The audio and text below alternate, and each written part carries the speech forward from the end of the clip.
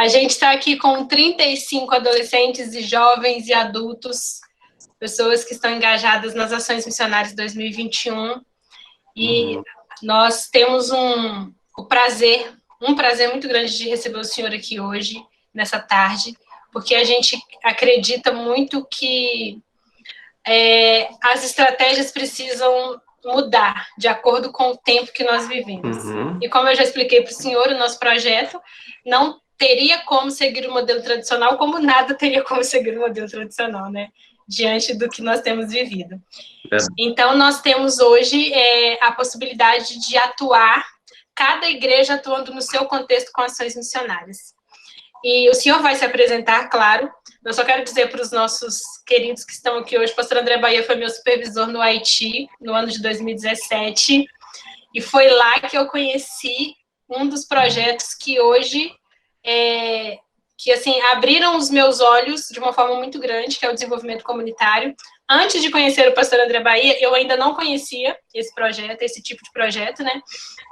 E hoje é algo que eu quero investir também, é algo que eu quero trabalhar. Então, gente, escutem, ouçam e aprendam muito com o pastor André. A experiência dele é muito grande. Eu tenho certeza que vai ser rico para vocês. E, pastor, tá com o senhor, que Deus possa te abençoar. E eu tenho certeza que vai ser um momento muito especial para a gente. Muito obrigada mais uma vez. Legal, Ellen. Já está sendo especial, né? Rever você, ter esse tempo, ver você aí coordenando os projetos de missões da Juban. Queria poder estar aí, né? Estando aí, eu te daria um abraço. Né? Aliás, não daria um abraço, porque mesmo estando aí, teria o coronavírus. É um novo tempo, na verdade, né? É prazer conhecer também essa galera que está conectada aí com você e engajada aí nesse novo desafio, nesse desafio de uma maneira nova para se viver. Eu acompanhei aí os programas anteriores que vocês produziram. Eu vi que, como você frisou, janeiro não vai ter aglomerações, mas vai ter missão na veia, né? E isso é muito bacana. Eu parabenizo a todos aí por essa iniciativa, essa oportunidade de repensar o jeito de fazer missões sem deixar de fazer a missão. Acho que isso é muito, muito oportuno. Como a Ellen falou, eu tive o privilégio de conhecê-la, a gente teve o prazer de servir juntos ali no Haiti. Foi um tempo muito edificante para todos nós. Ellen chegou com a sua turma no momento em que nós estávamos avançando a passos largos na implantação do Centro de Desenvolvimento Comunitário, o primeiro Centro de Desenvolvimento Comunitário dos Batistas Brasileiros no Haiti. E isso foi um marco para a gente, uma experiência forjadora. E aí, como ela pediu para me apresentar, só para pincelar rapidinho, eu sou casado há 21 anos com a Verônica, sou pai de 2 meninas, a Jéssica tem 16, a Sarinha tem 13. Aliás, fez 13 antes de ontem, viu, Ellen? Depois você manda os parabéns para ela aí. E eu falo isso porque elas amam muito a Ellen. E a Sarinha a Sarinha elegeu a Ellen como sua best friend, né? A sua melhor amiga lá no Haiti. E estive, antes de ir para o Haiti, onde ficamos durante 7 anos, de 2012 a 2019, pude pastorear no Planalto Central brasileiro, na região de Brasília em torno, durante 11 anos. Tive a oportunidade de contribuir também para a plantação de uma igreja. Fui diretor de missões estaduais, lá do campo também. Enfim, a gente está envolvido com missões já há vários anos, né? Nesse ínter eu fiz além da minha formação em teologia, fiz pelo Seminário do Norte, em Recife, no final dos anos 90, talvez alguns aqui não tenham nem nascido ainda. Isso mostra o quanto que a gente vai ficando velho. Isso acontece. E durante o período do Haiti eu tive o privilégio também de fazer um MBA em gestão de projetos na área de desenvolvimento. Foi uma necessidade que eu senti exatamente por causa do envolvimento e engajamento com missões, com a plantação do Centro de Desenvolvimento Comunitário lá no Haiti. Então, assim, a gente tem se envolvido realmente com... E hoje eu estou, depois que voltamos aqui a ao Brasil no final do ano, meio do ano passado, fomos convidados para assumir o centro de treinamento da Operação Mobilização, a OM. A OM é uma agência missionária internacional, é mais conhecida no Brasil pelo seu Ministério de Navios. O ano passado, o navio Logos Hope esteve aqui no Brasil, talvez alguns de vocês até tenham visitado, estiveram lá, ou ficaram sabendo. Pois bem, o navio Logos Hope, ele é um dos ministérios da OM, presente em mais de 115 países. Estamos aqui agora no Centro de Treinamento Missionário em São José dos Campos, para onde nos mudamos em janeiro. Pois bem, a Ellen me passou o objetivo do nosso bate-papo. Eu estou utilizando o celular, não o computador. Isso me limita um pouquinho. Eu vejo quando vocês comentam e para eu poder responder algum comentário específico, Ellen, você vai precisar me ajudar aqui, porque atualizou o Google Meet e nessa nova formatação eu não dominei bem. Eu lembro que tinha a opção do chat. Tá aqui, mensagens na chamada. Deixa eu ver se é isso aqui. Se eu clicar aqui, pronto, eu vejo a mensagem. Então tá aqui. Então, se vocês tiverem alguma pergunta, eu acho que vocês podem fazer. Aí a Ellen pode nos orientar. Se você anota a sua pergunta e a gente abre no final, tá aqui, ó. Caso tenha alguma pergunta, aí você aparece para mim, depois some. Eu não consigo ler. Mas, então faz isso, Ellen, né? Nos oriente aí. O pessoal anota e no final faz a pergunta. Isso mesmo. O pessoal pode ir colocando no chat a pergunta, a gente vai guardando aqui e no finalzinho a gente coloca para o senhor, tá bom? Tá bom. Me diz aí até que hora que eu tenho que ir. Se eu posso até meia-noite, pastor, fica à vontade. Filho de mineiro, eu tô só conversando com mineiro. Tem muita coisa para falar, né? Mas vamos lá. A gente tá... São 3h27 agora, a gente pode ir até 4 horas. Aí depois a gente abre para perguntas. Tá bom. Bom? Me ajuda aqui também a sintetizar um pouquinho mais. Show de bola. Tá bom. Bom, pessoal, a Ellen me passou o objetivo, e o objetivo é ajudar a igreja a entender o seu papel, de conhecer a sua comunidade, para que assim possa impactá-la com ações que trarão transformação. Ou seja, igreja como agente de transformação comunitária. Tá? A igreja como agente de transformação comunitária. Essa é uma das minhas áreas de pesquisa e realmente sou apaixonado por isso. Por isso que perguntei para ela até que hora que eu posso ir, porque ela sabe que se deixar eu vou embora mesmo. E aí vocês... E diferente de Paulo, eu não vou ver se alguém vai cair aí para ter que orar e ressuscitar. A distância não vai permitir, então é melhor ir até às 4. Acho que eu penso que a primeira coisa que a gente pode elencar aqui para a nossa reflexão primeiro que vocês são esse grupo seleto aí de pessoas que já estão interessadas nisso. Então, não preciso aqui, nesse momento, fazer todo um apanhado bíblico e teológico para mostrar biblicamente que isso é ser igreja. Então, eu vou partir já do pressuposto que vocês já têm isso latente, ou seja, isso já está na cabeça, já está no coração, talvez com alguma dificuldade até de identificar de cabeça, está na ponta da língua o texto bíblico e tal, mas já há uma compreensão de que igreja não é, por exemplo, uma agência prestadora de serviço religioso. Tá? Isso não é ser igreja. A primeira coisa, então, para a gente pensar aqui é quem é ou o que é ser igreja. E a gente pode ir primeiro pela negativa. Ser igreja não é ser uma agência prestadora de serviço religioso. Ou seja, nós não existimos como igreja para oferecer para a comunidade. Olha, você está com dificuldades? Vem para cá que a gente ora por você. Você está com um vazio na sua alma? Olha, vem aqui que a gente traz uma palavra para o seu coração. A igreja não é como a padaria que oferece pães, doces e guloseimas. Quando a gente está com vontade de comer alguma coisa nesse sentido, você vai lá na padaria, a padaria faz a propaganda e você vai lá na melhor que te atende. Ou quando você está doente, por exemplo, precisa de uma medicação simples, você vai na farmácia e ela tem um leque de coisas para te oferecer. A igreja não é esse lugar para onde a gente vai quando a gente tem necessidades que a gente chama de espiritual. Isso não é igreja.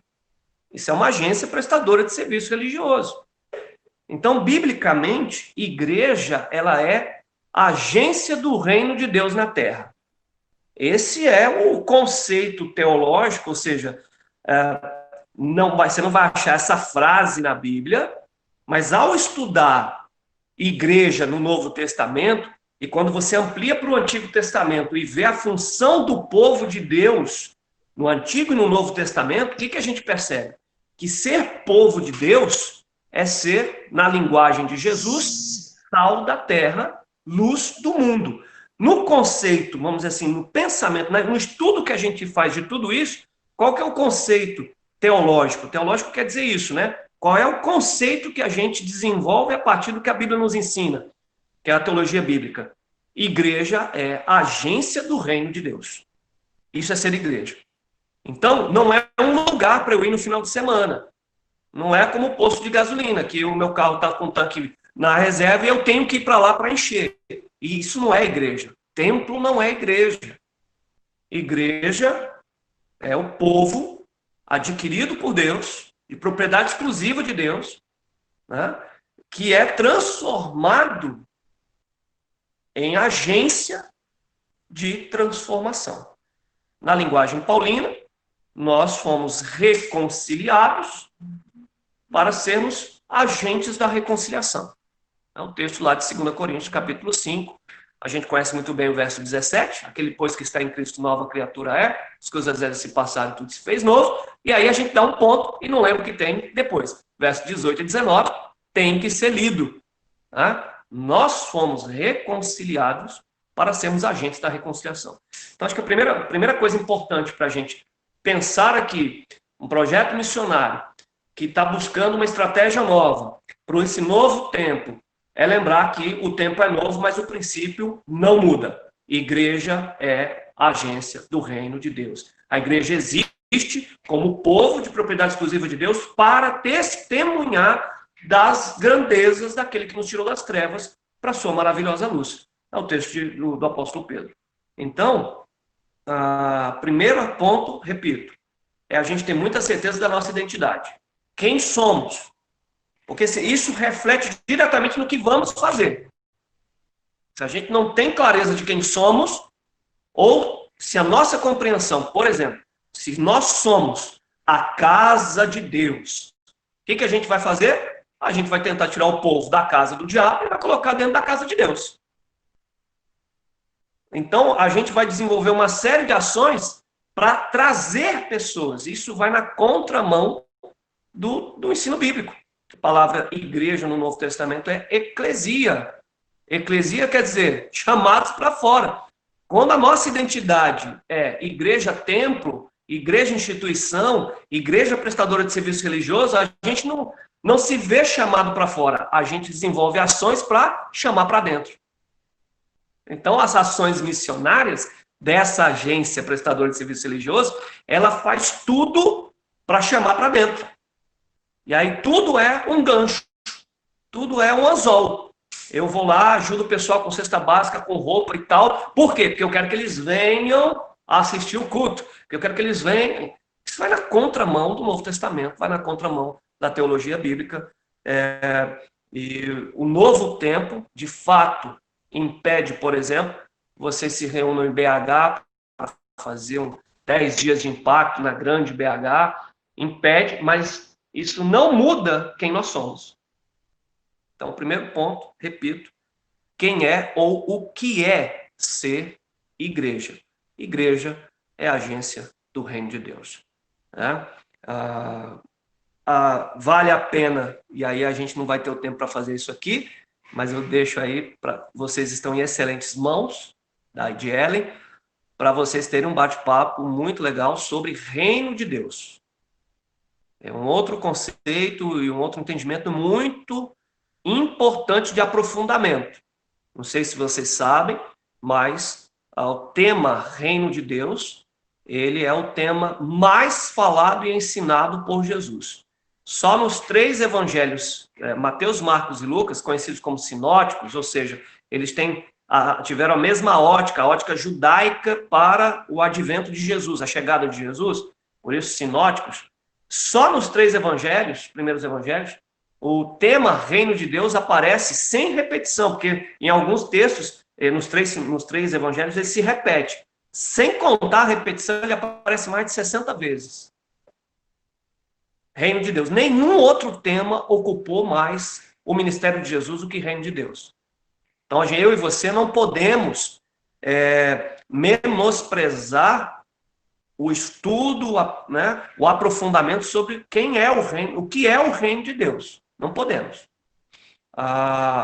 É o que o Rodrigo falou. Fala brevemente. Né? Foi o que eu preparei aqui. Eu já estou dando a dica dizendo assim, isso precisa de um outro webinar, né, um outro bate-papo, só para aprofundar. Mas para a gente aqui também não ficar viajando nos inúmeros conceitos ou ideias sobre o reino de Deus, a gente precisa ir lá para o texto de Romanos, capítulo 14, os versos são os 17 a 19, aonde a gente vai ter ali uma exposição de um conceito de reino de Deus. Importante também abrir um parênteses aqui e dizer, não há, em todo o Novo Testamento, uma única frase que sintetize e explique o que é reino de Deus. A gente precisa ler os 4 evangelhos, o livro de Atos, as cartas paulinas, as cartas gerais, ler o Apocalipse, ou seja, o Novo Testamento todo, para a gente poder entender com maior profundidade. Que, inclusive, o Apocalipse fala, talvez a maior temática do Apocalipse também seja o reino de Deus. Né? Mas Romanos capítulo 14, versos 17 e 19, ele traz para a gente o que eu costumo dizer sobre a teologia de Paulo sobre o reino de Deus.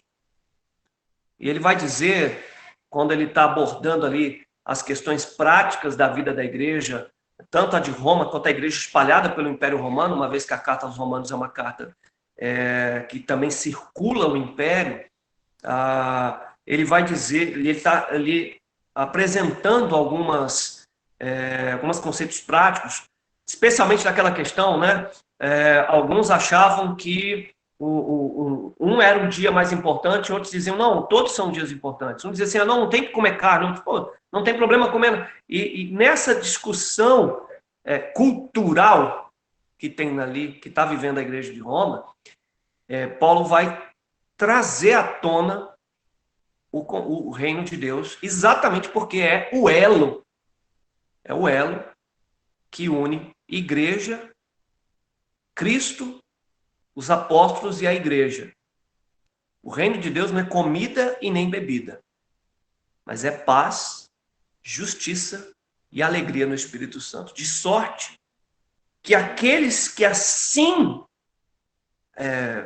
vivem são aceitos pelos homens e agradáveis a Deus.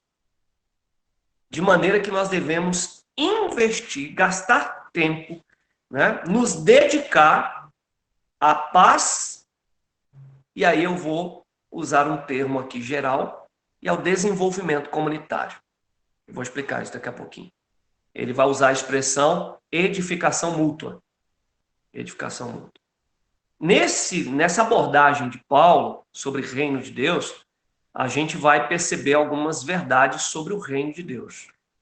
A primeira delas é que o reino de Deus não é mais, no Novo Testamento, uma mensagem futura, apenas. Ela deixou de ser apenas uma mensagem de esperança futura. Do tipo, olha, a coisa está ruim, coronavírus chegou aí, vai ficar pior, porque depois do coronavírus vai vir outro, e vai vir um tal de anticristo, e a coisa vai ficar pior ainda, mas fica tranquilo. Vai dar tudo certo, porque ainda que você sofra agora, ainda que a sua morte seja lenta e difícil, fique em paz. Você tem um lugar no reino de Deus. Você vai para o céu e lá tudo vai ficar bem. Primeira coisa que Paulo ele condensa nessa abordagem sobre o reino é de que o reino de Deus, e ele entendeu isso claramente, o reino de Deus é chegado.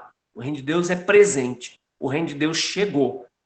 Ele não é comida e bebida, mas ele é paz, justiça, alegria e edificação mútua. Ou seja, tudo aquilo que vocês devem viver no dia a dia. Em nenhum momento, Paulo fala, o reino de Deus é a garantia de que morreremos aqui, mas viveremos. Em nenhum momento. Em nenhum momento. Porque não é a compreensão do Novo Testamento.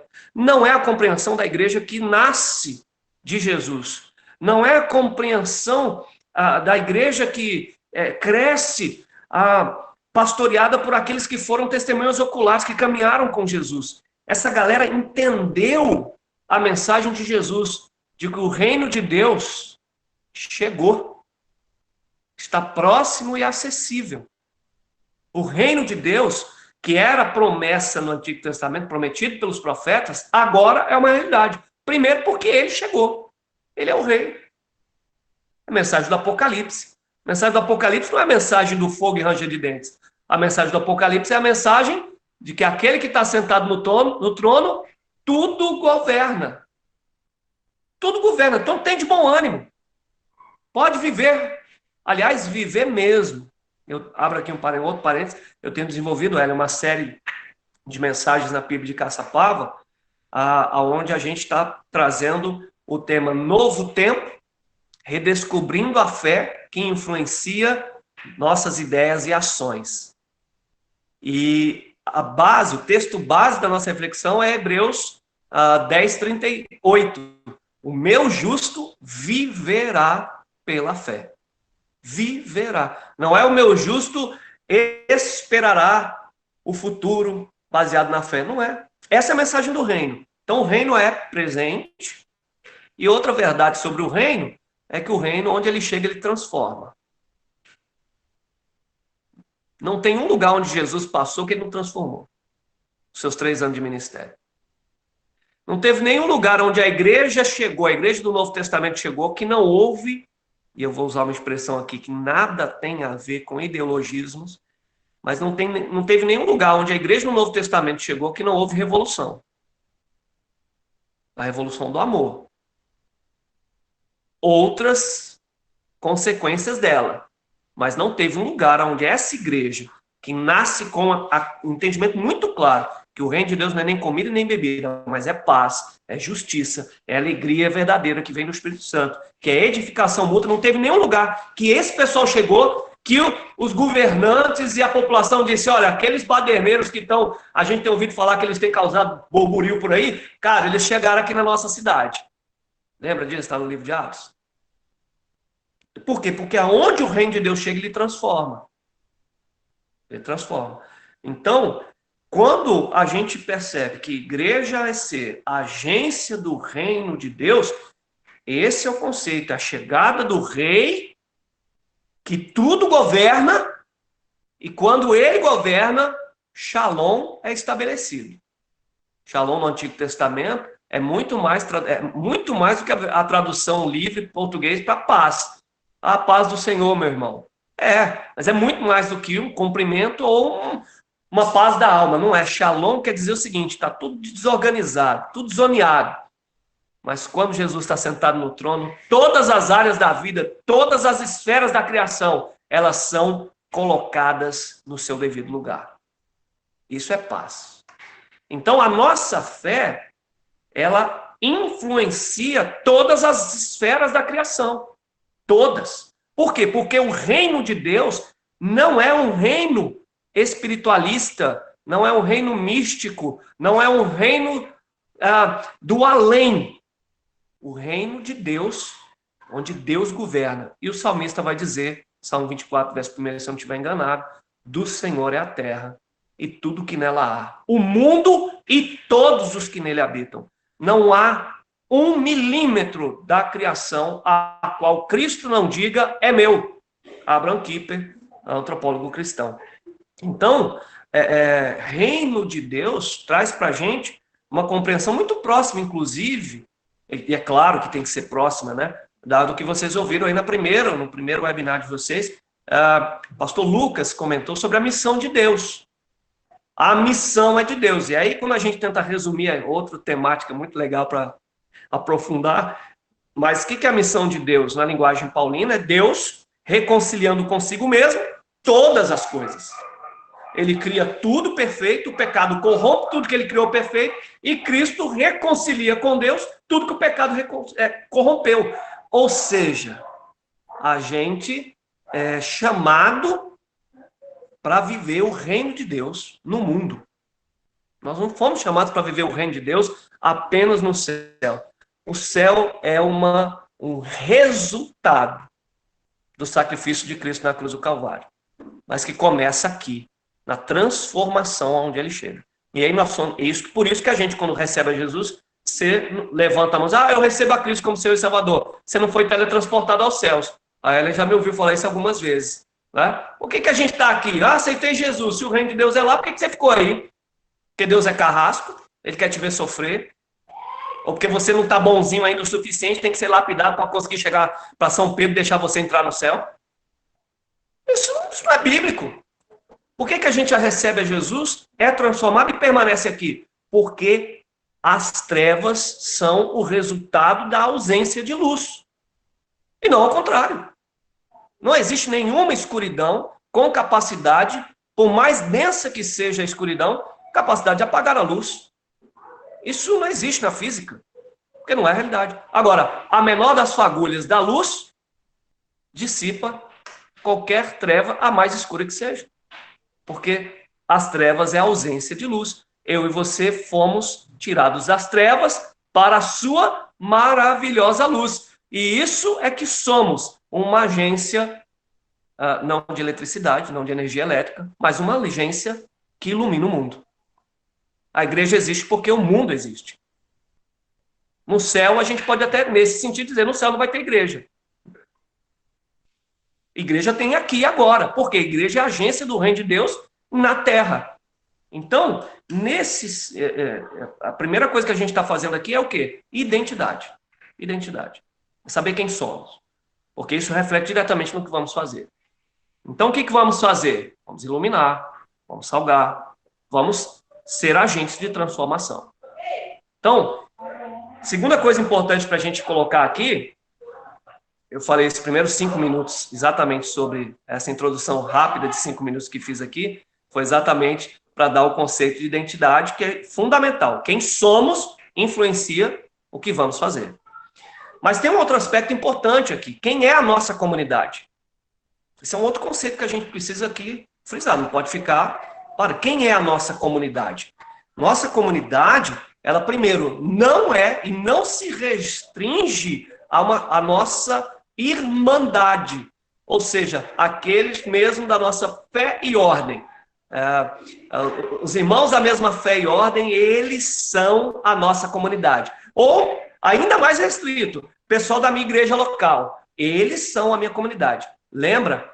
Quem somos reflete no que vamos fazer e a maneira que enxergamos o mundo. Somos a agência do reino. O reino de Deus é muito maior do que a igreja local. Muito maior.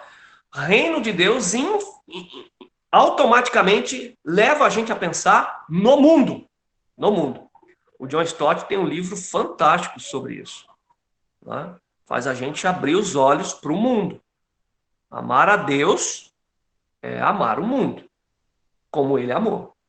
Então, o que a gente precisa perceber aqui? Comunidade tem a ver com aonde Deus nos plantou como igreja local. Eu gosto demais. A gente está aqui em São José dos Campos e aqui eu preciso fazer sempre uma explicação para essa frase, porque nós temos aqui a antiga primeira igreja batista de São José dos Campos. Ela hoje é conhecida como a igreja da cidade. E aí, quando eu vou usar essa expressão aqui em São José, o pessoal acha que eu estou falando ali do pastor Carlito Paz e companhia, e não é. Mas igreja local é a agência do reino de Deus na cidade. A igreja não existe para os seus membros. A igreja são os membros que existem para a sua cidade. Qual é o tamanho da sua cidade? Esse é o tamanho da sua comunidade. Ou na cidades grandes como BH, por exemplo, a gente pode pensar no recorte aonde a gente está alcançando, né? Até onde a gente chega, a Zona Norte, a Zona Sul, quem são as pessoas que o reino de Deus precisa ser chegado, as quais precisam ter acesso ao reino de Deus que não tem.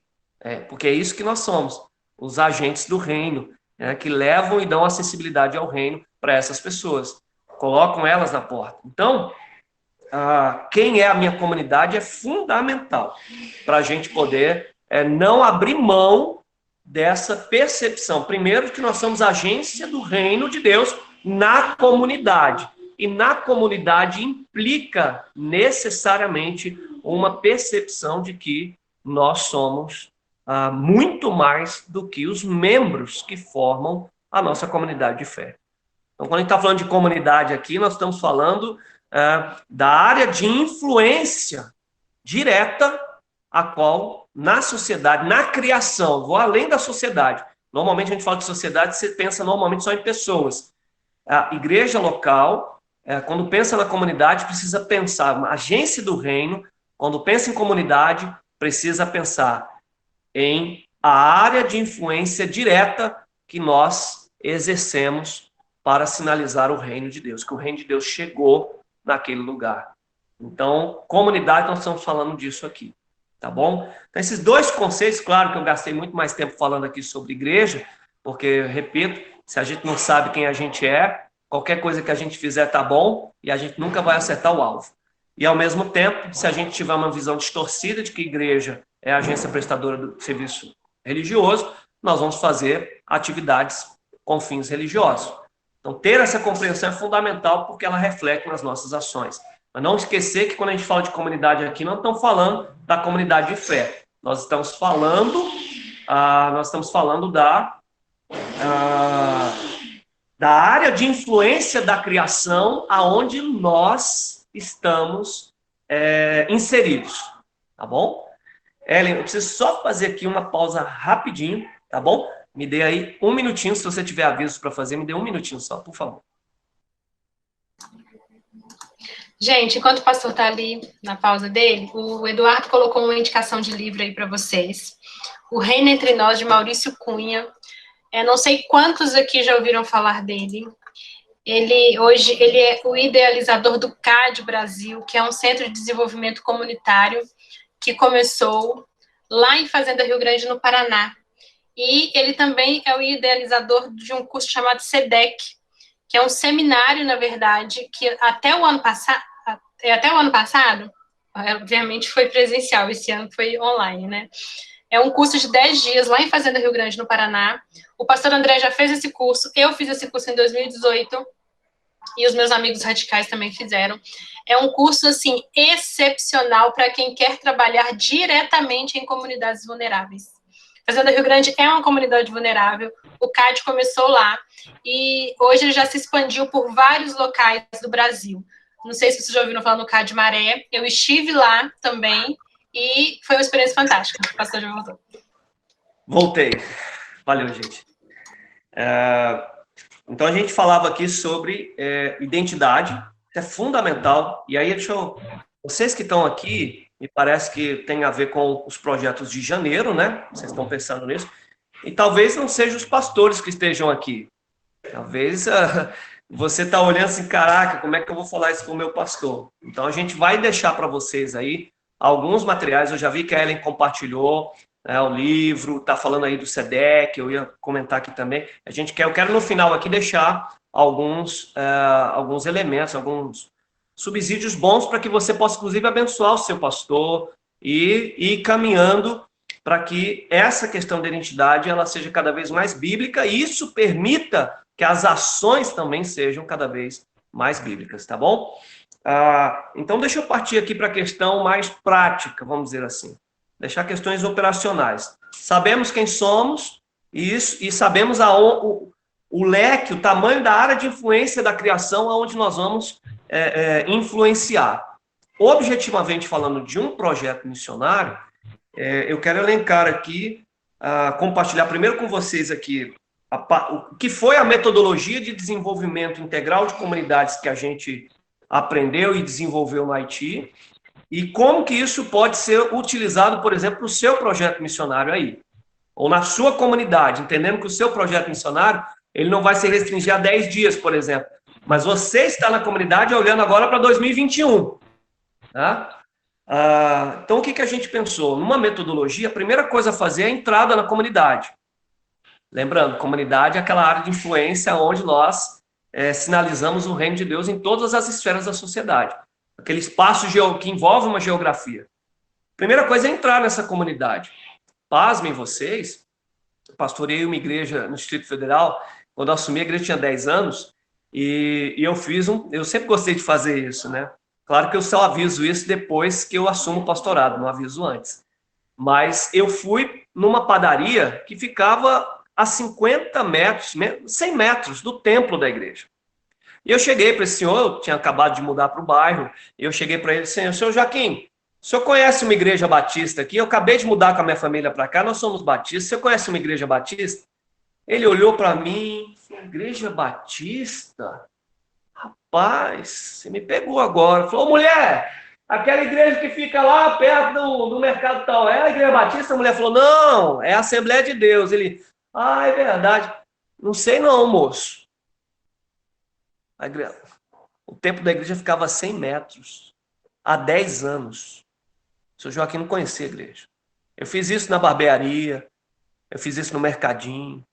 Ou seja, domingo eu cheguei na igreja e preguei assim, olha, se a gente fechar aqui o templo e for embora, ninguém vai sentir falta da gente.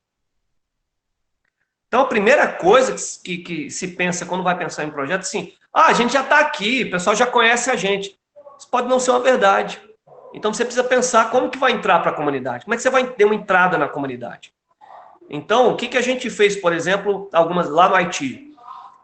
Toda vez que a gente entrar numa comunidade nova, a gente fazia um impacto. É claro que em janeiro vocês não vão conseguir fazer muito impacto, porque não pode envolver aglomeração. Aliás, vocês não podem fazer um impacto de aglomeração, vocês vão poder fazer um impacto de formiguinha. Quer ver uma coisa? Todo mundo com aquela camisa de missões nacionais, amarelão, escrito Jesus transforma. Você pega uns 15, 10 pessoas da igreja, a Ellen deve lembrar disso, porque a gente fez alguma coisa parecida, não com camisa de missões nacionais, mas com o colete. O colete de vocês aí, não foi? O colete foi da Juventude de Minas, não foi? Mandaram pra gente lá? Foi da Juba Norte. O pessoal da Juba Norte mandou colete. E essa galera, junto com alguns voluntários da comunidade, entenderam e falaram, vamos para as ruas.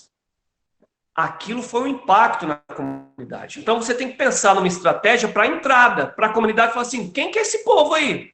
O que é isso que está acontecendo? E aí o pessoal começa a dizer, é o pessoal da igreja. É o pessoal da igreja.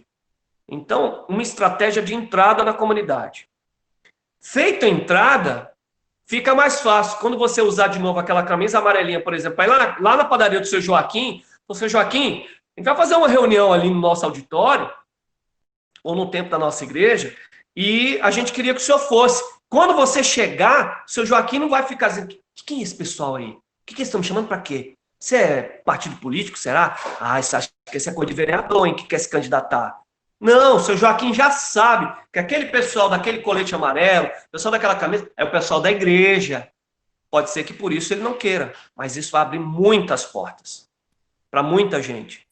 E aí, quando você for falar, por exemplo, e aí é a área que me cabe aqui, né? O desenvolvimento comunitário. Quando você chamar a comunidade para um diálogo, para uma conversa sobre as melhorias da comunidade, para resolver problemas da comunidade, para criar meios de transformação da comunidade.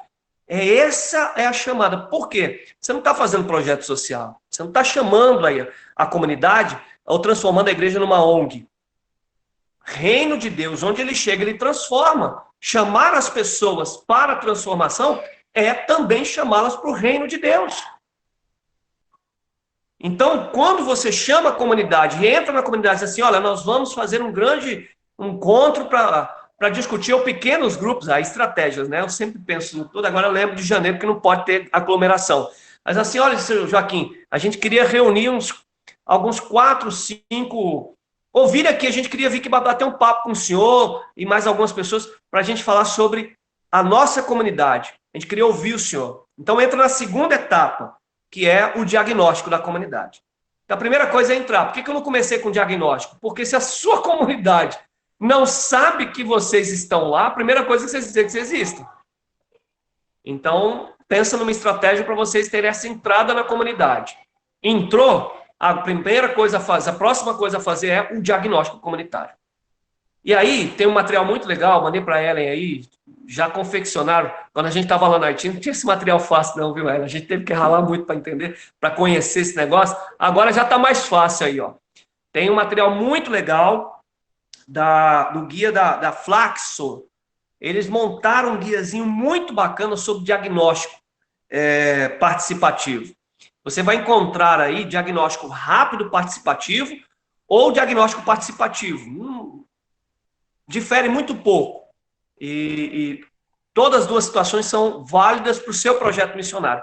Não se pode começar nada, eu sou categórico dizer isso, nada sem um bom diagnóstico. Não dá para você ir no médico e ele olhar para você e dizer assim, sem te perguntar nada e dizer assim, não, passa ali, toma ali uma bezetacil que você vai resolver, sem nunca ter te perguntado o que você está sentindo, o que você comeu, não dá, tem que ter um diagnóstico. E dependendo do diagnóstico, tem que mandar fazer exame. Não dá para fazer só no bate-papo, porque sem isso não dá para medicar, não dá para tratar. Então, o diagnóstico comunitário é fundamental para você começar o seu projeto missionário, o seu projeto de transformação comunitária. Quando a gente fala de desenvolvimento comunitário aqui, nós não estamos trazendo o conceito da sociologia aplicada de desenvolvimento territorial e companhia. Esse conceito ele é limitado, ele precisa ser redimido. Nós estamos falando da sinalização do reino de Deus na sua esfera de influência enquanto igreja local. Nesse sentido, desenvolvimento comunitário é na perspectiva cristã.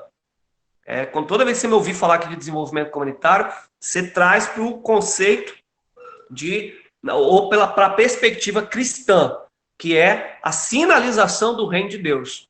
É o reino de Deus chegando na comunidade. Onde o reino de Deus chega, ele tudo transforma. Quem estava longe de Deus vem para perto de Deus.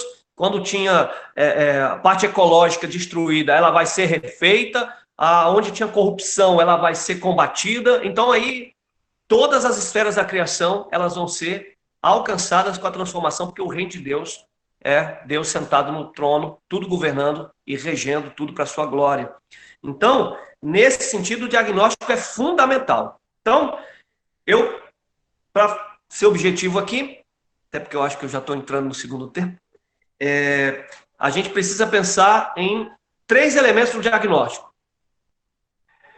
Os dados primários, o levantamento de dados primários, levantamento de dados secundários, e eu vou chamar de ações diagnósticas complementares. O que são os dados primários? Dados primários são aqueles que você e a sua equipe vão produzir.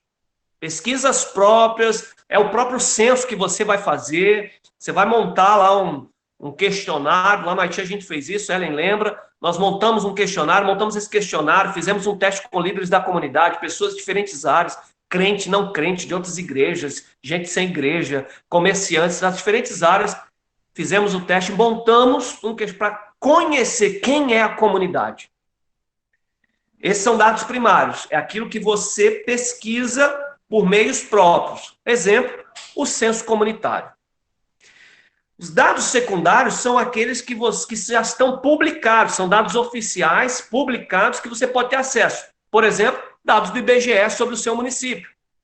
Os dados da prefeitura sobre o município, diferentes. Você vai lá na delegacia e o pessoal te passa os dados da questão de violência, roubos, furtos.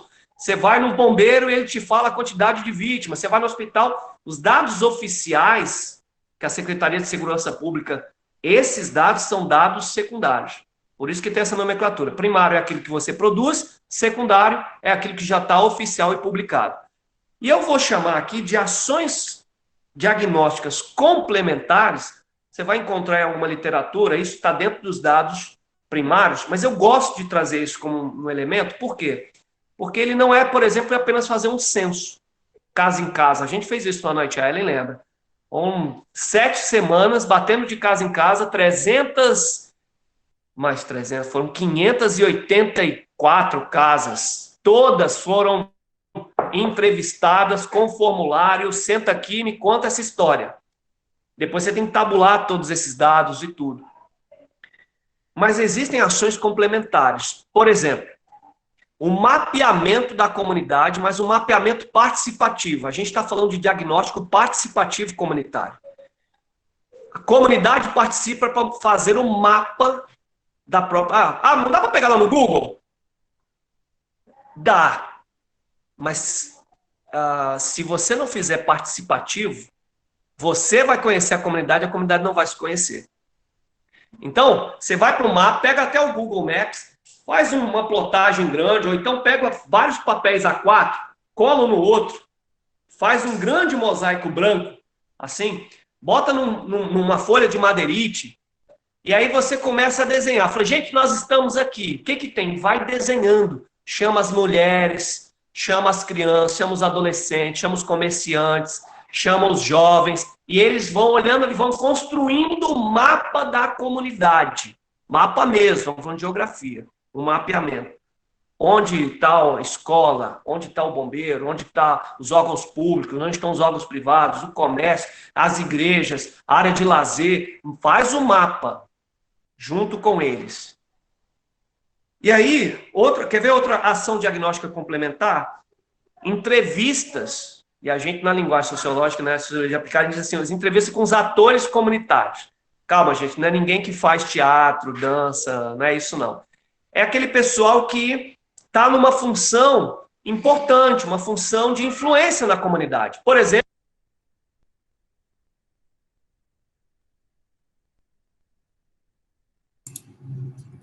Ô, pastor, Desativou aí. desativado. Pastor André Bahia, seu som foi desativado. Isso. obrigado. Tinha muito tempo, gente, que eu estava falando aqui achando que estava... Não, né? Então tá bom. Eu acho que foi... Como a Ellen não está me ouvindo, eu vou falar, gente. Eu acho que foi a Ellen dizendo assim, você só tem mais 5 minutos. Não fui eu. Pode falar, pastor. Até meia-noite. Então tá bom. Então, quando a gente está falando de atores, nós estamos falando de pessoas que exercem algum nível de influência na comunidade. Então você vai falar as influências religiosas. Então, tem padre na sua cidade? Vai lá ouvir o que o padre fala sobre a cidade. O que ele acha que a cidade tem de bom, o que tem de ruim, o que pode melhorar, Vai lá ouvir. Vai ouvir o diretor das escolas públicas, escolas particulares. Vai ouvir o pessoal da Polícia Militar, da Guarda Municipal, do Bombeiro. Vai ouvir o comandante dessas unidades militares. Ou seja, o diagnóstico participativo, ele também inclui as entrevistas, os bate-papos, as informações de quem vive na comunidade. Vai conversar lá com os comerciantes. Tem uma associação de moradores, tem uma associação de comerciantes. Essas pessoas vivem na comunidade. O que elas falam da comunidade? Então, o que eu estou procurando aqui? Eu quero construir uma compreensão macro da nossa comunidade. Quem somos como comunidade? Então, eu elenquei aqui alguns princípios fundamentais para desse processo. Por que eu quero fazer e preciso fazer um diagnóstico comunitário? Primeira coisa é que a chegada do reino de Deus em qualquer lugar, em qualquer pessoa e lugar, implica em mudança de cosmovisão. A maneira que eu enxergo o mundo muda. Ou seja, a maneira que a minha comunidade se enxerga, quando o reino de Deus chega, o que vai acontecer? Tem que mudar. Por exemplo, isso aqui não tem nada de bom. Nada de bom. Quantas vezes eu ouvi haitiano falar isso? Não, aqui Haiti não tem nada de bom. Nada de bom. Então levam, às vezes, um tempo, vários bate-papos para você começar a mostrar. Falei, gente, não tem nada de bom, não é possível. Deve ter coisa boa aqui. E a gente, às vezes, vê coisas boas. Por exemplo, fomos para uma comunidade chamada Caticalém, fica a 60 quilômetros de Porto Príncipe. Os caras estão à beira-mar, do lado do Mar do Caribe. E os caras tinham coragem de dizer para mim, não, aqui não tem nada de bom, não. Isso aqui não presta. Falei, gente, vocês estão de brincadeira comigo. Eu conheço gente que passa 2, 3 anos economizando dinheiro para vir passar 15, 20 dias de férias no mar de vocês moram do lado desse mar, não tem nada de presta. Então, às vezes, as pessoas não enxergam. Por quê? Porque eles estão nas trevas. Eles não conseguem enxergar. Então, quando a chegada do reino implica em mudança de mentalidade. Então, o modelo de Jesus é o seguinte, a visão de uma pessoa pode, no muito, mudar essa pessoa. Mas só a visão comunitária é capaz de mudar uma comunidade. Como é que a gente vê isso em Jesus? Ele vem ao mundo com a visão do Pai. O que ele faz? Ele compartilha a visão. A mensagem do reino é compartilhada com os 12 e com o público que está ao seu redor. De maneira que 3 anos depois, ele pode se, vamos dizer assim, entenda o que eu vou dizer, ele pode se dar o luxo de voltar aos céus e deixar aquela turma dar continuidade ao que ele começou. Por quê? Porque a visão que era dele, agora não é mais só dele, não foi embora com ele. A visão dele agora é da coletividade. Então, partilhar a visão, ter uma visão coletiva, é o que muda uma coletividade, é o que muda uma comunidade. Então, você vai lá conversar com o seu Joaquim da padaria, ele tem a forma dele enxergar a comunidade. Talvez para o seu Joaquim tem nada de bom, tá tudo ruim, nada que presta, ninguém faz nada. Mas na hora que o seu Joaquim reunir com os outros vários da comunidade e começar a ouvir, o seu Joaquim vai ter a visão dele ampliada. Ele vai dizer, cara, eu nunca imaginei que aqui tinha universitários. Ouvimos isso lá em ai, fugiu agora, Ellen, o nome da comunidade. Aqui a gente estava, quando os radicais estavam? Rosenberg. Isso. Rosenberg. Lá em Rosenberg. Eu fiquei com Damien, onde eu trabalhei, Cristo Rei, esqueci de Rosenberg. Lá em Rosenberg, um senhor, já com mais de 60 anos, quando recebeu, e eu vou falar da próxima etapa aqui, que é a devolutiva, que a gente mostrou para ele que tinham estudantes de medicina no bairro, um bairro da periferia, ele pegou, foi à frente, pegou o microfone e disse assim, meu filho, universidade é coisa de gente rica. Você disseram aí que aqui tem gente que faz universidade de medicina? Eu nunca ouvi falar. Teve um rapaz lá atrás que levantou a mão e ficou em pé e disse, meu pai, é a maneira carinhosa deles chamarem os velhinhos, né? Falou, meu pai, eu sou estudante de medicina e eu moro na rua tal, sou filho de fulana. O senhorzinho quase chorando disse assim, eu nunca imaginei que eu teria um universitário aqui. Então, a visão de um, no muito muda ele ou não, mas na visão da coletividade, no diagnóstico comunitário, ele está baseado nesse princípio. Quando você faz ele participativo, a comunidade vai se enxergar. E aí vai enxergar o quê? Os problemas, que para alguns, às vezes, é aquilo ou outro, é aquilo assado, né? É um problema, mas na coletividade vai ficar mais claro deles entenderem qual que é o problema maior. Mas, principalmente, um outro princípio fundamental do desenvolvimento comunitário de perspectiva cristã. Ou seja, o reino de Deus chegando na minha comunidade. Eu não diagnostico apenas problemas. Pelo contrário, eu diagnostico potencialidades. Quais são os sinais da presença de que Deus está trabalhando na minha comunidade? Ela precisa ver que Deus está trabalhando. Porque Deus está trabalhando. Lembra da missão de Deus, da Mission Day? Deus está trabalhando, ele não dorme, não cochila, ele está trabalhando, ele está reconciliando com ele todas as coisas. Deus está fazendo isso. E ele já está fazendo na sua comunidade. Então, nosso projeto missionário, ele não vem para dizer assim, os seus problemas acabaram. Alguns anos atrás eu diria, né? É a filosofia tabajara. As organizações tabajara aí falava isso. O projeto missionário vem para mostrar para a comunidade, Deus está fazendo isso e está nos chamando para participar. E as pessoas se sentem convidadas a participar da missão de Deus no seu bairro, na sua comunidade, na sua área de influência. É o reino de Deus chegando. É gente que nunca imaginou que Deus ia usar a vida dela, agora ela se vê sendo usada por Deus sem nunca ter entrado no templo. Então, o processo é o processo de diagnosticar de maneira participativa, baseado no princípio de que é preciso mudar a visão. E não se faz isso se você fizer toda a pesquisa, se você fizer todo o levantamento e você decidir como que tem que ser. Não vai haver mudança. Você precisa que a comunidade participe. Terceira etapa, então, primeiro eu entro, segundo eu diagnostico, o terceiro eu devolvo para a comunidade o diagnóstico. Devolutiva. Então eu junto todos aqueles dados, toda aquela turma de voluntários, da nossa igreja, voluntários da minha escola, gente que não é crente, mas que deseja ajudar, participaram com a gente. Fizemos a tabulação dos dados. Lá em Rosenberg, gerou um documento de 18 páginas, se eu não me engano, né, Helen? 18 páginas, 32 slides, e a gente lá, 1h30, falando para a comunidade. A gente achou que ninguém ia vir para a devolutiva, porque no Haiti, quem que vai pensar em diagnóstico? Nós tivemos mais de 300 pessoas no templo. No tempo que cabia talvez umas 100, 120, tinha gente lá de fora, pelas janelas, porque a comunidade queria saber o que é isso que vai acontecer na minha cidade, aqui no meu bairro. O que é isso que vai acontecer aqui na minha região? Estão dizendo que vai ter mudanças? Como assim? Eu quero participar desse negócio. E a gente fez a entrega para a comunidade. Então, a devolutiva, prepara o documento, prepara o seu slide e mostra para a comunidade, sem maquiar nada, potenciais que a comunidade tem. Porque existe um outro princípio fundamental aqui. Tudo que a comunidade precisa para o início da sua transformação, Deus já deu. A comunidade não precisa do dinheiro do governo, a comunidade não precisa do dinheiro da igreja, a comunidade não precisa... Tudo por quê? Porque do Senhor é a terra e tudo que nela há. O mundo e todos que nele habitam. Deus está trabalhando na sua comunidade. Então Deus já deu para a sua comunidade os 5 pães e 2 peixinhos. Deus já deu. É dali que você vai partir.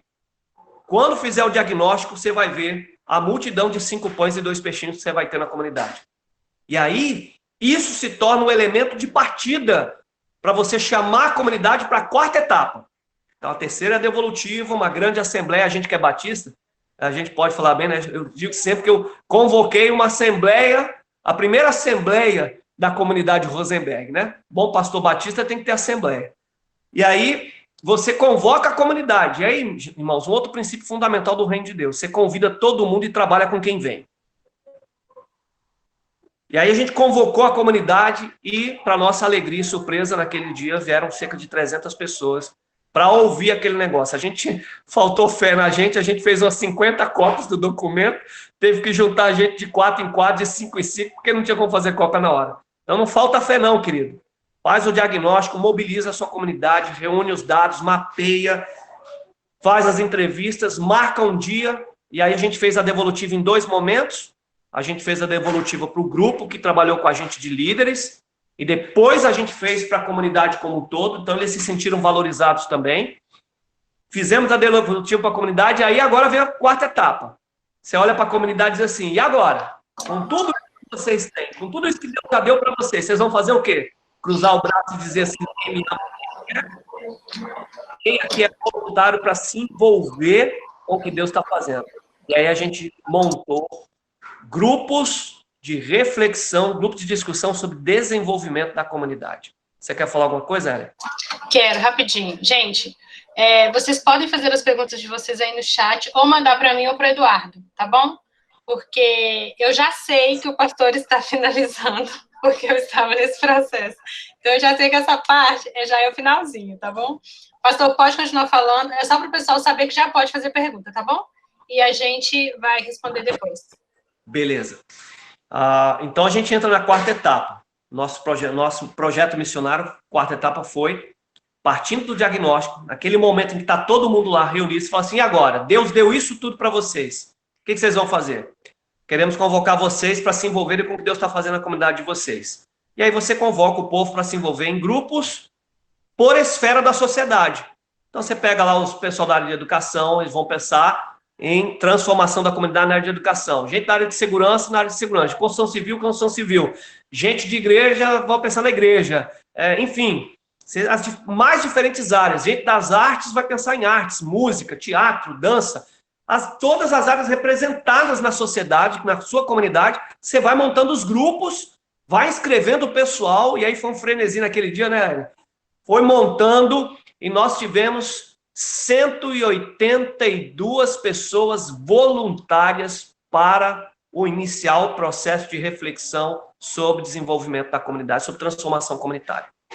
É claro que isso veja, a gente saiu de 300, veio para 180 voluntários, e aí a gente começa os encontros semanais, são os pequenos grupos de discussão comunitária. Ali você vai trazer as verdades do reino aplicadas naquela esfera da comunidade. Educação. Jesus é o mestre. Então, você vai trazendo tudo que você aprendeu, monta o seu pequeno grupo de facilitadores, e cada um com um grupo, e pensando o quê? Como esse pequeno grupo pode desenvolver um projeto prático, de 3 meses, que tenha começo, meio e fim, e que eles possam entregar uma mudança na minha comunidade. Uma mudança. Vou dar um exemplo da área de educação. Nós tivemos lá várias pessoas da educação. Começamos a pensar, não, sem dinheiro do governo, sem dinheiro da igreja, com o que eles têm. O diagnóstico está aqui na mão, eu vejo todos os potenciais, sei dos problemas, sei de potencialidades, vamos cruzar isso agora. Eles falavam, por exemplo, precisavam de uma escola grande, porque ali não tinha escola e tudo. Falei, cara, quem tem um terreno aqui para construir escola? Não tem. Então não é o tipo de projeto que a gente está falando. Nós estamos falando daquilo que dá para a gente fazer com o que a gente tem, os nossos 5 pães e 2 peixinhos. E aí você vai burilando. Primeiro dia, semana seguinte você volta. A gente foi reduzindo em 4, 5 encontros. Aquele grupo saiu de uma mega escola para um projeto de alfabetização de adultos, uma escola de idiomas. Por quê? Porque todos queriam aprender uma coisa nova, um idioma diferente, e eles tinham professor de inglês, professor de espanhol, professor de francês. Eles tinham professor de português. Eles tinham, não precisava ninguém vir de fora, já estava lá. Eles perceberam, então dá para a gente fazer uma escola aqui, um curso, vamos fazer um módulo de ensino de idiomas. E aí desse grupo saíram 2 projetinhos, 2 ideias de projeto possíveis, viáveis.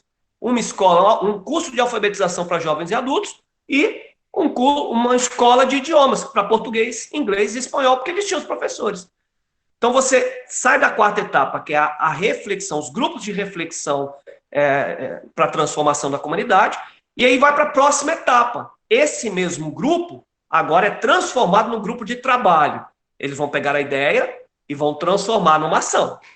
Então, você vai pegar aqueles elementos básicos de elaboração de projetos, o que fazer, como fazer, quando fazer, quem vai fazer, quando vai fazer. Não precisa ter um MBA disso, nada disso. Você entra no Google aí e fala, perguntas-chave para elaborar um projeto. Aparece, faz a planilhazinha e vai por quê? Você está falando de gente que nunca trabalhou junto, está falando de gente que sempre ficou no pessimismo, que nunca fez nada e agora está vendo a chance de fazer alguma coisa. Tem que ter começo, meio e fim. Por que não é um projeto de 1 ano? Porque para essa galera que nunca fez nada, 1 ano é muito tempo, desiste no meio do caminho. Por que não é de 1 semana? Porque 1 semana é muito curto. Então, a gente pensou 3 meses, porque 3 meses dava exatamente isso. Começava, tinha um meio e tinha um final. Então, agora eles vão ficar mais 4, 5 semanas elaborando o projeto. Quem vai dar aula, que hora que é a aula, como que vão fazer a inscrição, quem vai coordenar isso. Então, quem faz o quê, como, quando, onde, quanto. E aí monta o projetinho e aí você vem para a 6ª etapa. 1, 2, 3, 4, 5, 6ª etapa, fundamental. Isso você vai fazendo em cada esfera da sociedade. Então, lá em Rosenberg, por exemplo, nós montamos 8 grupos de reflexão e esses 8 grupos com 180 pessoas chegaram nessa fase de elaboração de projetos no mês seguinte, chegaram nessa fase de elaboração de projetos com cerca de 80 pessoas elaborando 6 projetos para a comunidade. Eles elaboraram, quando estava pronto, a gente faz o lançamento do projeto, uma grande festa na comunidade. É o momento de você celebrar tudo que foi feito, desde a entrada até aqui. É um grande marco. Gente, imagina você na sua comunidade, o rebuliço que isso não vai acontecer dentro e fora da sua igreja. Pessoal envolvido, engajado, a gente tinha lá o pessoal que ia começar a escola de idiomas, a alfabetização, tinha outro que ia fazer a limpeza dos canais da água da chuva, outros que iam botar a placa de endereço da rua, porque não tinha nas ruas, outro que ia fazer um ateliê de artesanato, corte e costura, montar cursos na área. Tudo com os 5 pães e 2 peixinhos deles. Aí você junta a comunidade, uma grande festa, uma grande celebração. Celebração a quem? Aquele que nos criou. Celebração àquele que nos fez comunidade. É a grande oportunidade para o povo celebrar a Deus sem necessariamente você ter convidado eles para ir para dentro do templo da sua igreja e participar do culto domingo à noite. Então você faz uma grande celebração. É claro que tudo que eu estou falando aqui envolve, né, a presença, e vocês têm que pensar sempre na estratégia de transformar isso, talvez, sei lá, de uma maneira online, em pequenos grupos, enfim. Essa parte aí essa criatividade eu deixo para vocês. Mas você faz agora a 6ª etapa, lança o projeto, um grande dia, uma grande festa. Aquelas 80 pessoas agora, cada um com cada seis grupos com seus projetos, eles pensando na festa, um lugar que eles pudessem ir. E sabe onde é que era esse lugar, gente? No terreno de uma igreja local. A igreja que abriu as portas para a comunidade. E lá dentro a gente tinha gente do Voodoo, que seria a Umbanda e o Candomblé aqui no Brasil, para contextualizar. O pessoal da Macumba estava lá, sabe? O pessoal da Igreja Católica estava lá, o pessoal da Adventista estava lá, o pessoal sem igreja estava lá, os filhos dos bandidos estavam lá, tinha bandido que estava lá. Estava todo mundo lá. Fazendo o quê? Celebrando a chegada do reino de Deus. Minha comunidade que estava parada há 15 anos, que ninguém fazia nada aqui, agora estamos nós fazendo. E a gente celebra o Senhor, com teatro, com música, com dança, com as artes que glorificam a Deus. E aí agora você parte para a execução daquilo que você planejou para os 3 meses. É a próxima etapa, é a 7ª etapa. É a execução dos projetos. Nessa parte, aí eu convido cada um também, Ellen, vale a pena fazer um dia aí, um workshop sobre gestão de projetos simples, que aqui você precisa acompanhar, vai ter os momentos de conflito, vão ter os momentos que o pessoal vai querer desistir, mas aí você está lá para discipulá-los com os princípios do reino. Não desiste, nós não somos os que retrocedem, calma que Deus é contigo, e você está pastoreando aquele povo, está desenvolvendo relacionamentos discipuladores com esses líderes, com essas pessoas. E aí você elabora você realiza os projetos, executa os projetos, começo, meio e fim. Não pode deixar de celebrar o fim dessa primeira parte. 3 meses de projeto, os canais estão limpos. Veja aí, tenha sempre cada grupo alguém para filmar, fazer fotos e acompanhar o andamento do projeto. Veja isso, porque no final vocês vão poder celebrar exatamente isso, fazendo um filmezinho, fotos, e aí a criatividade de vocês, celebrando com a comunidade. Gente, não tem melhor mensagem de reino de Deus do que você mostrar o antes e o depois. E mostrar para eles, viu como é que Deus é com vocês?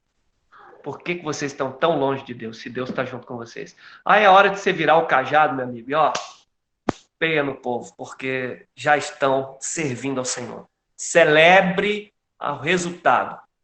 Terminou a celebração? E agora? Agora a gente senta para avaliar, olha para eles assim, e agora? O que vamos continuar a fazer? E aí você elabora uma agenda de desenvolvimento, de transformação comunitária, pensando em projetos de 6 meses, e aí você vai sentir, Deus vai dando a direção. Eu vou parar por aqui, porque eu acho que já foi bastante informação, mas eu quero garantir para vocês que isso não é um projeto social. Quero garantir para vocês que nós estamos, na verdade, sinalizando o reino. Paz, justiça e alegria do Espírito Santo e edificação mútua. Eu disse que ia comentar um pouquinho sobre isso, por quê? Porque a expressão edificação mútua, lá de Romanos capítulo 14, verso 19, é, na verdade, a raiz do termo da sociologia prática atual para desenvolvimento comunitário. Edificação mútua. A própria comunidade unida, trabalhando em conjunto para o seu desenvolvimento, para a sua transformação. Então, não esqueçam desses princípios que eu comentei com vocês aqui.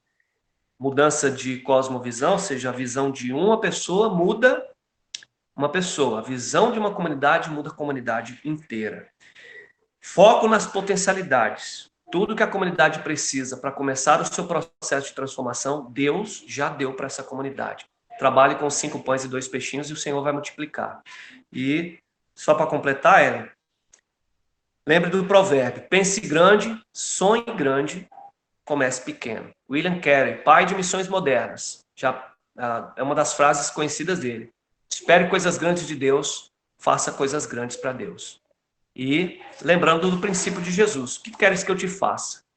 Ou seja, nada por eles, tudo com eles. Espero ter ajudado vocês a pensarem nos projetos a partir de janeiro de 2021 para a transformação das suas comunidades. Com certeza o senhor contribuiu de uma forma assim que não dá para medir. E um tempo tão curto, trazendo conceitos que são gigantescos, né? Para algo que muitas vezes a igreja ainda muito perdida, né? A igreja num geral.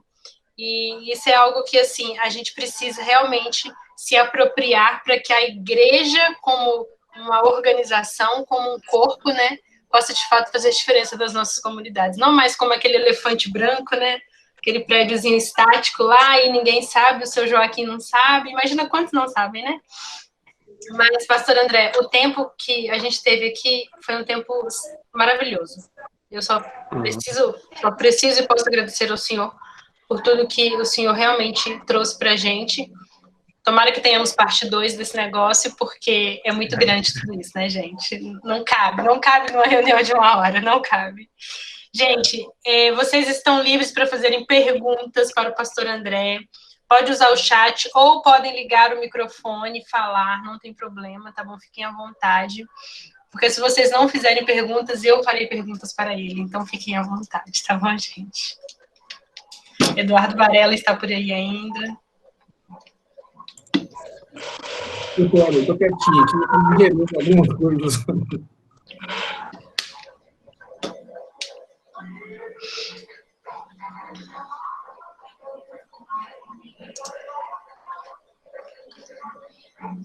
Bom, enquanto vocês estão pensando nas perguntas aí, o pastor André compartilhou comigo alguns materiais e eu vou jogar eles aqui no chat para vocês, tá bom?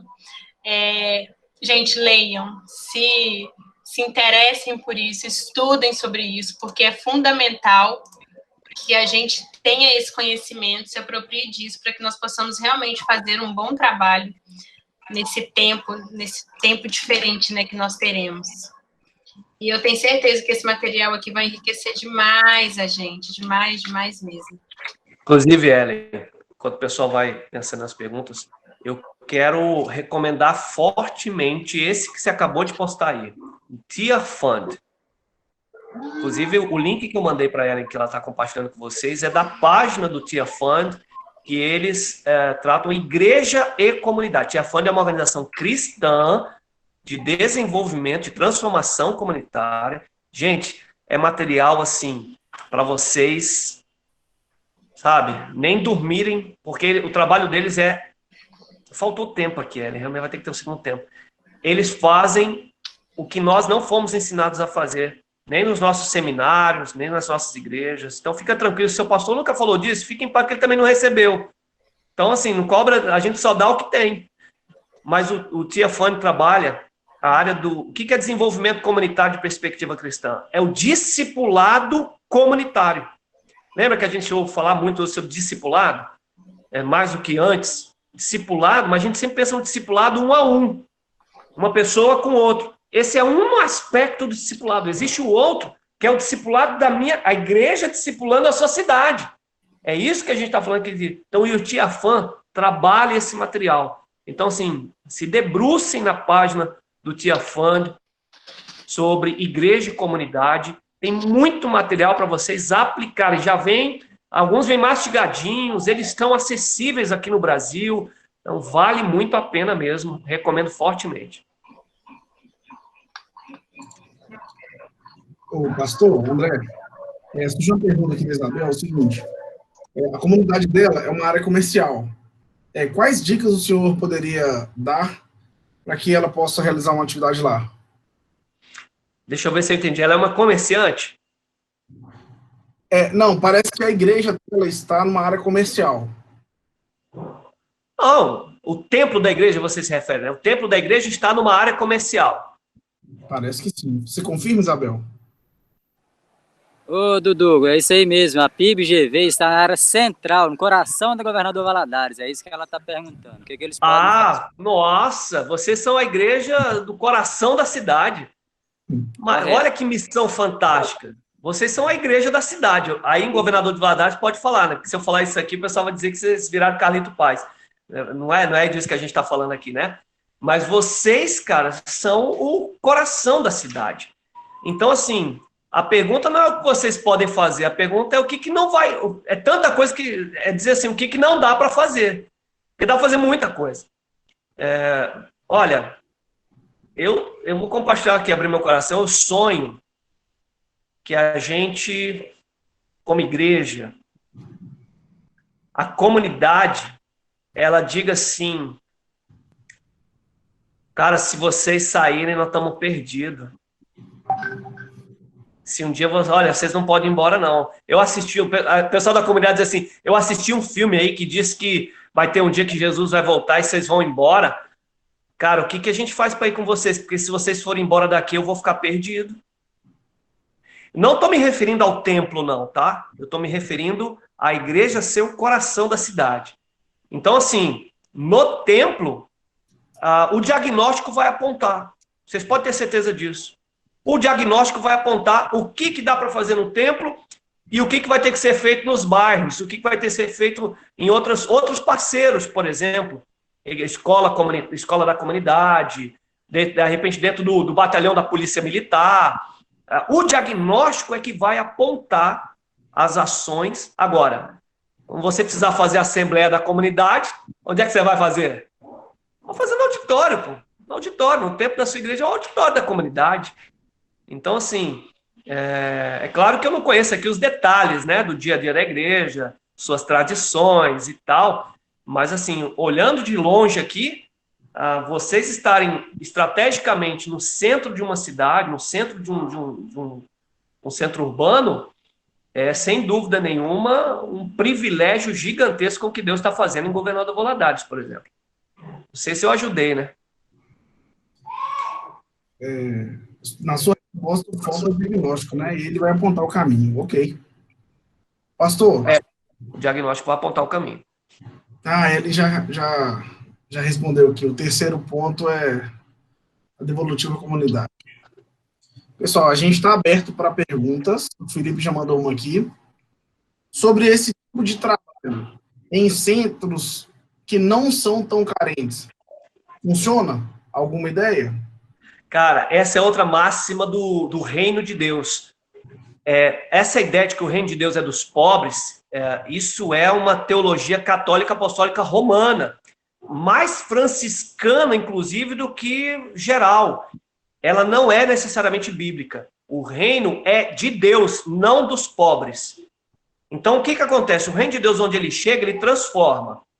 Se você está numa comunidade onde o que impera é a miséria é incompatível com o reino de Deus. Então, ela vai transformar miseráveis em cidadãos do reino. Mas quando você chega numa comunidade de alto poder econômico, por exemplo, socioeconômico elevado, o que você vai ver ali? O reino de Deus vai chegar e vai transformar. O cara que é avarento vai deixar de ser avarento.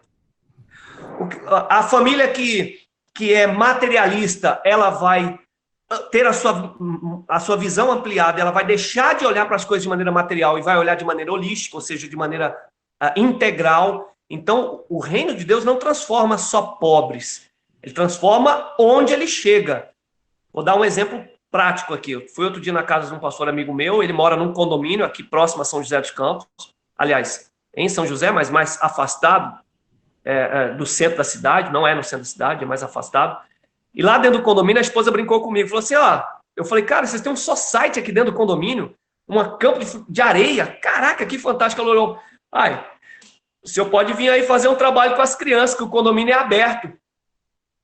Eu olhei para ela e falei, essa é a estratégia. Você imagina? Pega um educador físico da igreja aí, vai para dentro dos condomínios, meu amigo, colocar de graça atividade de alto nível. Alto nível. Faz contato aí com o pessoal da Coalizão Brasileira de Esportes, faz o Ceflau, se quem não fez ainda, você vai descobrir maneiras de utilizar o esporte para evangelização e discipulado, seja na periferia, lá na favela, no campinho de terra da favela, seja nos condomínios de luxo, que tem suas quadras de tênis, que tem suas academias. Então, assim, o reino de Deus, onde chegar, ele vai transformar, cara. Não é o reino de Deus não é dos pobres, é de Deus. Amém. Cunhado Ceflau, altamente recomendado mesmo, assim. Pastor, uma pergunta bem realista aqui. Acho que quase ninguém aqui tem problema com isso, quer ver? A minha comunidade é uma área pequena, só que com pessoas preguiçosas. O que fazer para com que elas se animem? Parceiro, eu sou suspeito demais para falar disso, porque Ellen sabe. Pessoas preguiçosas. Na verdade, você é pastor, né? Eu não, sou seminarista na metade do caminho. Ah, então eu posso descer o cajado, que você está indo na metade do caminho. Excelente. Olha só, na verdade, eu posso falar de pastores, porque eu sou pastor, como eu disse a vocês, há um pouquinho mais de 20 anos que eu estou nesse negócio. Pastor é um bicho complicado. Tem muito colega, que, na verdade, deixa de olhar para o autor e consumador da fé. O que acontece? Lembra que eu falei aqui do princípio do reino, sobre mudança de cosmovisão? A visão de um muda uma pessoa, mas a visão de coletiva é que muda uma coletividade, uma comunidade. O que acontece muitas vezes você na liderança? Aí eu vou falar de líderes em geral, porque pode ser pastor ou não. O líder tem a visão. Aí o que ele faz? Ele vai na frente e vai dizendo assim, bora povo, vem por aqui, é aqui que é o caminho. A visão está com ele e ele quer que o povo acompanhe. Isso acontece na comunidade, seja ela eclesiástica ou social. A primeira coisa a fazer é partilhar a visão. Enquanto a visão não for comunitária, não adianta dar o próximo passo. Então, na verdade, não existe gente preguiçosa. O que existe é que a visão ela ainda não está no todo. Ela está em você. E você quer ir porque você está vendo, e você quer arrastar o povo. E o povo fala, vou para onde? Para onde é que esse maluco está me levando? O que ele está falando? Que ele não entendeu, que ele, na verdade, não absorveu. Agora, na hora que a visão se torna de todos, meu amigo, você pode tirar 3 meses de férias, que o povo vai trabalhar. Está aí Jesus que subiu aos céus e ainda não voltou. Nós estamos aqui falando de reino de Deus. Então, assim, quem é do Senhor vai ouvir a voz do Senhor. Quem é do Senhor vai ouvir. Eu me recuso a acreditar que quem é nova criatura é preguiçoso. O que muitas vezes acontece é que a visão não foi partilhada. A gente quer partir para a atividade sem ter construído os fundamentos. Você quer partir para o telhado, você já quer ir lá para a sala de jogos, sem ter feito o fundamento da casa. Meu amigo, primeiro vendaval derruba tudo. Você vai botar a culpa no telhado, vai botar a culpa na coluna. Você não disse que foi você que quebrou a etapa e que não partilhou a visão. Então, na verdade, a gente tem que investir como Jesus investiu. Cara, Jesus investiu 3 anos com Pedrão, 3 anos investindo em Pedro, sabe? Pedro tinha lampejos de envolvimento. Tu és o Cristo, filho do Deus vivo. Imediatamente ele fala, não, mas eu não vou deixar o senhor morrer, não. O cara tinha lampejos assim, ó. Na hora do vamos ver, nega 3 vezes. Mas aí o cara é chamado pelo nome, Jesus investe nele, de maneira que é o cara que sobe no banquinho, meu irmão, quando Jesus sobe aos céus. É o cara que faz o primeiro discurso, primeira pregação pública, e 3.000 se convertem. Foi esse cara. Então, assim, se você olhasse para Pedro, só nos 3 primeiros anos que ele andou com Jesus, você ia dizer o quê? Pedro tem jeito não, cara. Não, esse cara tem jeito não. Esse cara não vai para frente não, tem que procurar outro. Porque esse cara aí já era. Isso aí, deixar com ele, meu irmão, já era. Mas esse não é o jeito de Jesus. Então, assim, sendo bem sincero, não tem gente preguiçosa. Quem é do Senhor vai ouvir. Você precisa investir nessas pessoas, caminhar. Antes até de entrar para a comunidade, literalmente, para as ruas, esse pessoal tem que entender o que está acontecendo, tem que estar vestindo a camisa com você. Se você ficar doente, eles vão dizer assim, fica tranquilo, meu irmão, a gente vai dar conta, a gente vai, porque eles entenderam. Eles estão com você, a visão não é sua e eles estão te apoiando. A visão é nossa. Outra coisa importantíssima, princípio que eu falei aqui, nada por eles, tudo com eles. Eu falava isso para os haitianos, eles ficavam bravos. Eu quase tomei pedrada no Haiti falando isso lá. Porque o branco, que é sinônimo de dinheiro, chega aqui e diz que não vai me dar dinheiro nenhum. Como assim? O que tu vai fazer no meu país, então? Eu falei assim, para vocês eu não faço nada, mas com vocês a gente pode fazer tudo. E aí comecei a trabalhar com os caras. Então, é caminhar junto com eles, na velocidade deles, com eles. E aí, meu irmão, a gente começa pequeno, mas faz grandes coisas porque o nosso Deus é grande. O modelo é o de Jesus. Então, não tem gente preguiçosa não, meu irmão. O joio é joio, acabou. Não precisa ficar preocupado com ele. Mas o joio não impede o trigo de crescer. Você já viu isso acontecer em algum lugar? Não, nem na parábola. O joio cresce junto, cresce. Não impede. A gente confunde a parábola do semeador com a do trigo e do joio. A do semeador, a semente caiu entre espinhos. Os espinhos sufocaram a planta que nasce. O joio não. O joio cresce junto. O joio não impede o trigo de crescer. O trigo continua sendo trigo, o trigo frutifica, o joio está lá, acabou. Convida todo mundo e trabalha com quem vê, meu irmão. Pessoal, a gente está caminhando aqui para o fim, mas tem tempo ainda para pergunta, viu? Vocês podem... Então deixa eu falar. Deixa eu jogar um aí, Dudu. Diga, Rogério. Pode falar? Pode. Ô, pastor, então para mim, essa última fala do senhor aí, eu tentando contextualizar com a minha realidade aqui em termos de associação. Eu preciso ganhar os pastores das igrejas. Então, uma dessa orientação do senhor seria fazer um diagnóstico geral para eles conseguirem caminhar junto comigo. Seria essa mais ou menos a visão que o senhor jogou? Antes um pouquinho, você vai fazer o diagnóstico com eles. Você não vai fazer para eles. Você vai fazer o diagnóstico com eles. Por quê? Eles vão ver o processo, eles vão conhecer, eles vão fazer, vão ver o resultado, vão participar. Meu irmão, quando é participante, não tem o seu projeto, tem o nosso. Eu não estou te apoiando, nós estamos fazendo junto. Então, a primeira coisa a fazer é montar a equipe. Se a equipe é pastoral, que fantástico. Você imagina um projeto de sinalização do reino da associação, desenvolvimento comunitário da associação. Cada pastor fazendo o diagnóstico, vai lá, faz a comunidade, volta para a reunião. Como é que foi? Cara, isso aqui não foi bom. Aí outro falou, pô, no meu deu certo, faz isso. Aí o cara volta. Você vai trabalhando com eles, meu irmão, é o reino de Deus na veia. Agora tem que caminhar com a pastosada. Vai ter vezes que você vai ter que fazer um churrasquinho lá, uma fumacinha, para dar uma amenizada na pastosada, entendeu?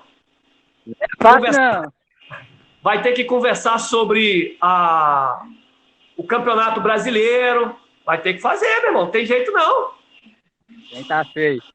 Mas vai dar certo, beleza. Legal. Ellen, esse barulho tá... Ai. Meu soltou aqui, desculpa. Até o celular ficou emocionado. Esse barulho tá chegando para vocês aí? Tá, mas não tá incomodando, não. Não, né? Tá tranquilo. Tá bom. Valeu. Eu vou segurar na mão aqui que já quebrou. Tá. Gente, tem 2 documentos em PDF que o pastor André me mandou. Nós queremos compartilhar com vocês, mas teria de ser por aqui, né? Então, depois vocês podem chamar no número da Juban, no contato da Juban, e a gente compartilha com vocês, porque são documentos muito importantes para a gente poder aprender sobre o diagnóstico que a gente pode fazer nas nossas comunidades. Pode falar, pastor. Só para não perder a vez, me coloca à disposição aí, viu, Ellen? Se o pessoal nas suas igrejas precisar reunir com suas lideranças, pastores precisar reunir com os outros colegas, quiser marcar uma hora para a gente conversar, para eu poder apresentar isso aqui para eles, falar da experiência, me coloca à disposição para um bate-papo pessoal também. Fala, cara, eu estou fazendo, não está dando certo, posso fazer assessoria também. No tempo que a gente estiver aqui, a gente acha o espacinho e apoia quem puder aí, tá bom? Top. Uma coisa importante, gente, as ações missionárias, propriamente ditas, nós temos uma data em janeiro. Mas como nós já temos dito, nós já começamos. Isso daqui que está acontecendo, gente, já é o processo das ações missionárias. Nós estamos numa parte de treinamento para que a gente possa dar forma a esse processo, que chegando lá no dia 21 de janeiro, nós estaremos totalmente aptos e prontos para o que nós queremos realizar em nossas comunidades. Então, vivam esse processo de uma forma muito saudável, interessados e realmente queiram esse crescimento para vocês. Eu tenho certeza que todos que estão aqui cresceram. E nós temos mais oportunidades ainda, com certeza, viu? Eu tenho, assim, convicção disso. Mais alguma pergunta, Eduardo? Aqui no chat, não. Bom, eu gostaria que nós conversássemos mais, porém, o tempo realmente já foi um tempinho bem grande, entre aspas, né, pastor André? Porque esse assunto vai, né? Vai até. Mas eu quero realmente agradecer mais uma vez, pastor André, por esse tempo que a gente passou aqui com o senhor. Eu pude relembrar, assim, passo a passo lá no Haiti, tudo que a gente fez lá, tudo que a gente viveu. Foi algo que enriqueceu muito a minha vida. E eu agradeço a Deus pela vida do senhor. E muito obrigada por se colocar à disposição da Juventude Batista Mineira. Isso é muito importante para a gente, porque nós estamos aqui para aprender a cada dia mais, com gente que Deus tem, assim, usado para revolucionar o Brasil. O senhor já esteve no Haiti, agora está de volta no Brasil, lá aí em São Paulo, e Deus tem realmente tido o senhor como instrumento nas mãos dele, o senhor e sua família, né, com certeza. Então, muito obrigada, que Deus continue guiando todas as coisas, e nós vamos contar com o senhor, sim, para esse tempo, esse processo das ações missionárias, tá bom? Gente, obrigada por vocês estarem aqui nessa tarde tão maravilhosa que a gente teve. Já mandei os links aí para vocês no chat. Se vocês perderam, me chamem depois, chamem no WhatsApp da Juban, a gente encaminha os links e encaminha o material PDF que o pastor André mandou, tá bom? Que tarde boa, né? Muito obrigada de novo. Deus abençoe cada um de vocês. Pastor André, um abraço para todos, viu? Um beijo para a Verônica. Bom rever você, tá bom conhecer o pessoal. Tamo juntos. Prazer. Um abraço.